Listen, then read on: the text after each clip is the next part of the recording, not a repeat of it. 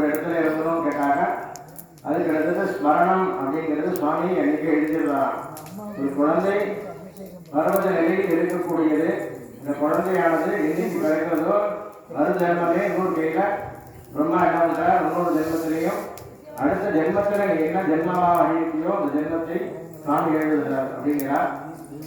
இந்த கோவில் கட்டுறது அப்படிங்கிறது 7 தலைமுறைக்கு நம்மளுடைய 7 தலைமுறை சொல்றோம்.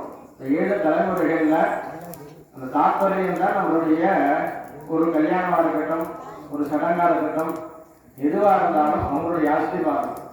என்னடா அதே சுவாமி இந்த இடத்துல நல்லது சொல்லாமல் வேலை சொல்றாங்க அப்படிங்கிறது இல்லை. பித்ரு கர்மாங்கம் அப்படிங்கிறான் சுவாமியோடைய. நம்ம எந்த கர்மா வேணாலும் நம்ம அழிச்சிடலாம். காசு கொடுத்து இல்லை ஏதாவது ஒரு பரிகாரம் பண்ணியோ இந்த கர்மாங்கள் அப்படிங்கிறது கர்ம வினைகளை எப்படி வேணுமோ சுவாமி கொடுத்துட்டு அழிச்சிடுறாரு. இந்த பித்ரு கர்மம் அப்படிங்கிறாரு எங்க ஜாதகம் பார்த்தாலும் ஒரு குழந்தை பிறக்கலை, குழந்தைக்கு கல்யாணம் ஆகலை அப்படின்லாம் பார்க்க போனாக்கா ஒரு முன்னோருக்கு சாபம் செய்யலாம். 7 தலைமுறைகளுடைய இந்த சாபத்தை நிவர்த்தி பண்றது எப்படி அப்படின்னாக்கா எல்லாம் சிவகைங்கரியம். சிவனை பூஜை பண்ணாலே அவர்களுடைய பாவங்கள் போகுது அப்படிங்கிறான். சிவம் அப்படின்னா மங்களம் அப்படின்னு பேரு. சாதாரணமா அவனுக்கு தெரிஞ்ச மந்திரத்தை எவ்வாறு சொன்னோம்னாக்கா நமக்கு பவர் ஜாஸ்தி.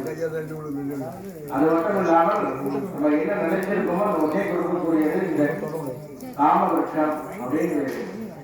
காமவிருட்சம்னா விஸ்வாமித்திரர் அந்த காமதேனு அப்படிங்கிற ஒரு தேனுல பசுமாட்ட வச்சிருக்கிறார். அவர் என்ன கிடைத்தாலும் என்ன நினைத்தாலும் உடனே கொடுக்கிறார். உடனே அந்த காமதேனு கொடுத்துட்டே இருக்கு. இந்த மகா அந்த காமதேனு எங்கிறது அப்படின்னு கேட்டாக்கா ஒரு மகாராஜா இடத்துல அந்த காமதேனு இருந்தது. இந்த காமதேனு அந்த இருந்த இடத்துல